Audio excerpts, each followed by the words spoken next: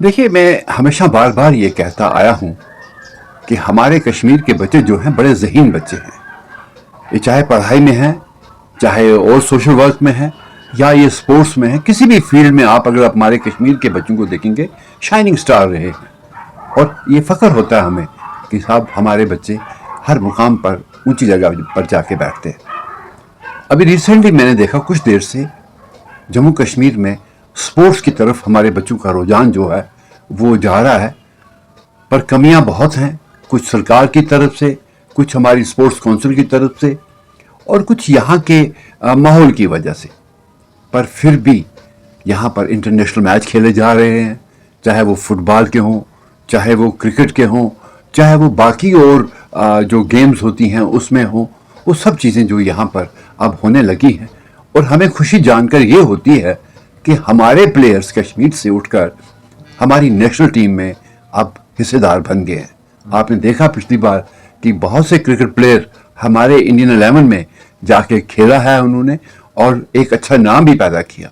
तो इसी तरह से बाकी और फुटबॉल में भी हमारे बच्चे जो हैं कहीं बाहर के क्लब्स में जाकर एक अच्छा मुकाम वो हासिल कर रहे हैं।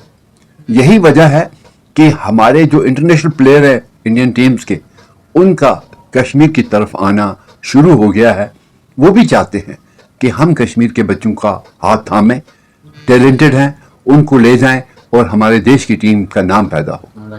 आपने देखा होगा रिसेंटली तेंदुलकर जी भी यहाँ आए थे, पहलगाम गए, बाकी जगहों पर गए। जहाँ भी उन्हें बच्चे क्रिकेट खेलते हुए मैदान में दिखे, उन्होंने अपनी गाड़ी को रोका और उन बच्चों के साथ जाके बैटिंग करना शुरू कर दिया। और वो वीडियो जो थी उन्होंने काफ़ी वायरल की कि देखिए मैं कैसे यहाँ आके बच्चों के साथ क्रिकेट खेल रहा हूँ। मैंने यहाँ तक भी देखा कि उन्होंने सड़क पर भी बैटिंग की, जो वीडियो कई लोगों ने भी देखी होगी। उससे पहले इरफान पठान भी यहाँ आए थे। वो भी हमारा इंटरनेशनल आइकॉन है, जिनका एक मुकाम है पूरी दुनिया में क्रिकेट में। वो भी यहाँ आए, उन्होंने भी यहाँ बच्चों को कहा कि मैं इनको थोड़ा थोड़ा ट्रेनिंग दूंगा, और यहाँ के बच्चों को थोड़ा सा ट्रेनिंग देने के बाद एक अच्छा मुकाम जो है वो मिल सकता है। तो इन सब चीज़ों का अभी यहाँ देखा जा रहा है। जैसे अभी रिसेंटली चंद दिन पहले यहाँ पर नेशनल हॉकी मैचेस जो हैं वो शुरू हुए। हमारे कई इंटरनेशनल हॉकी प्लेयर अभी रिसेंटली राजेंद्र सिंह जो हैं वो आए हुए थे। उन्होंने एक एकेडमी है यहाँ, हॉकी एकेडमी, उन्होंने एक टूर्नामेंट, नेशनल टूर्नामेंट यहाँ ऑर्गेनाइज किया था। देश भर की टीमें यहाँ आई थी हॉकी की। उसका फाइनल कल ही ख़त्म हुआ, पंजाब और हरियाणा के बीच में था, जिससे पंजाब ने जीता है। पर ये मैं बता रहा हूँ कि इससे पहले भी एक बार जो हमारे पास स्टेडियम है हमारे श्रीनगर में, कसुसर में बात करूंगा, हमारे पास बख्शी स्टेडियम है जो बहुत पुराना एक स्टेडियम है। उसके साथ में इंडोर स्टेडियम भी है, एक और क्रिकेट स्टेडियम है जहां पर भी इंटरनेशनल क्रिकेट मैच जो हुआ था एक वक्त, आई थिंक वेस्ट इंडीज़ और इंडिया टीम के बीच में हुआ था। तो यहाँ कश्मीर का, जैसे हम टूरिज्म की बात करते हैं या बाकी चीज़ों की बात करते हैं, उस तरह से कश्मीर एक अच्छी जगह है जहाँ पर ये नेशनल और इंटरनेशनल टूर्नामेंट जो हैं वो हो सकते हैं, क्योंकि यहाँ की क्लाइमेट सबको सूट करती है और यहाँ का जो एक ग्राउंड है वो भी बड़ा बेहतरीन है। पर यहाँ सरकार को अब कहीं ना कहीं अपने 4 कदम जो हैं वो बढ़ाने होंगे। अगर कदम नहीं बढ़ाएंगे हमारे बच्चे पीछे रह जाएंगे। टैलेंटेड बच्चे हैं और उनको आगे आने के लिए इन सब चीज़ों की ज़रूरत है। एक अच्छा मैदान ज़रूरत है, एक अच्छी स्पोर्ट चाहिए उनको, और ऑलमोस्ट उनको एक ब्रेक थ्रू भी चाहिए जिससे वो कहीं ना कहीं बाहर की टीमों के साथ जुड़ के यहाँ आगे बढ़ें और यहाँ पर एक स्पोर्ट्स का जो रुझान है उसमें बच्चे चले जाएंगे। वरना बच्चे जो बहुत से हमारे बच्चे डिफरेंट ऐसी चीज़ें उन्हें लत लग गई है, क्योंकि जब उन्हें कुछ करने को नहीं मिलेगा नेचुरली उनके रास्ते जो हैं वो फिर बदल जाएंगे, भटक जाएंगे। तो इस लिहाजा मैं कहूँगा कि सरकार इस पर एक फोकस करे और कहीं ना कहीं गवर्नमेंट ऑफ इंडिया भी कुछ अपना बजट फंड एक्स्ट्रा कश्मीर में भेजे, क्योंकि बच्चे खाली श्रीनगर में नहीं, बच्चे हमारे बाकी डिस्ट्रिक्ट्स में भी, इवन जम्मू में भी, राजौरी में भी, डोडा में भी, पुंछ में भी, या बारामूला और सोपोर में भी, इन सब जगहों पर छोटे छोटे स्टेडियम में जो सही नहीं है उनको अपग्रेड करें। और यहाँ तक कि जैसे हम देखते हैं इंटरनेशनल मैचेस में कि स्टेडियम कवर्ड होते हैं, क्या हमारे पास पैसा नहीं है? वी कैन आल्सो कवर दो स्टेडियम ताकि विंटर में भी हमारे यहाँ क्रिकेट मैच चल सकें, क्लोज मैच हो। क्योंकि एक टॉम भी बना रहा है, मुझे तो बड़ा दुख हुआ जब उन्होंने बख्शी स्टेडियम के इर्द गिर्द से इसको काट के सड़क में उसको डाल दिया, जबकि ऐसा नहीं करना चाहिए था सरकार को। रादर बाहर की जगह स्टेडियम के साथ और ऐड करनी चाहिए थी। ताकि यहाँ और खुली जगह बन जाए और यहाँ के स्टेडियम को भी उस तरह से बनाएं जिस तरीके से हमारे क्लाइमेट के साथ वो ठीक चलें।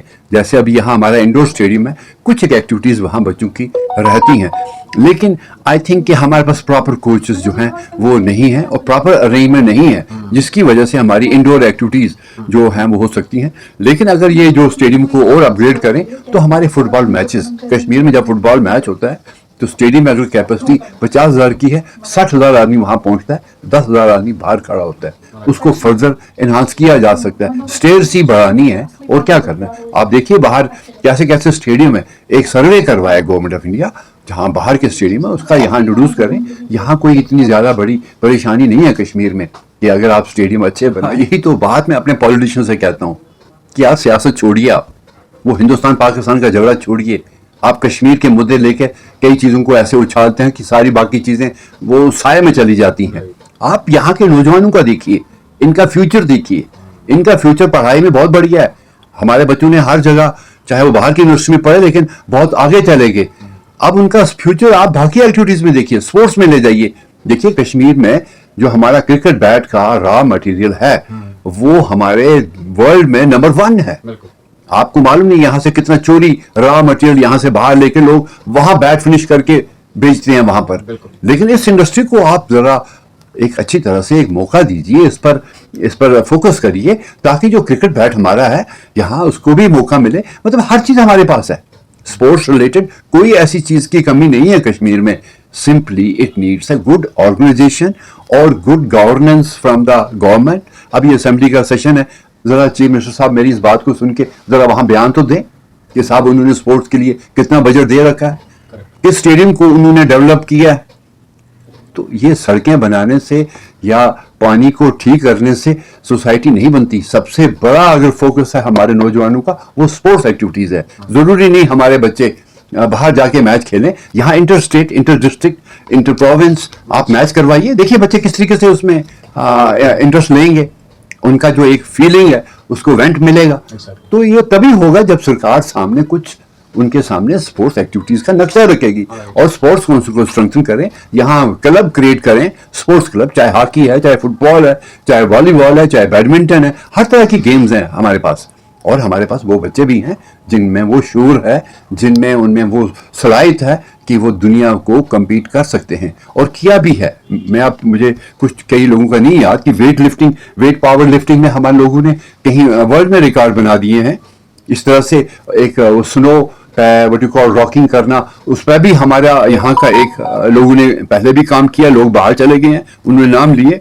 जूडो कराटे में हमारे बच्चों ने मतलब अवार्ड्स लिए हैं बाहर जाकर। तो आप सरकार सोई क्यों रह रही, आप जागिए इन बच्चों के लिए, फ्यूचर ऑफ कश्मीर के लिए। इस सियासत को छोड़िए, आप इस तरफ भी आइए और ध्यान दीजिए और फोकस कीजिए।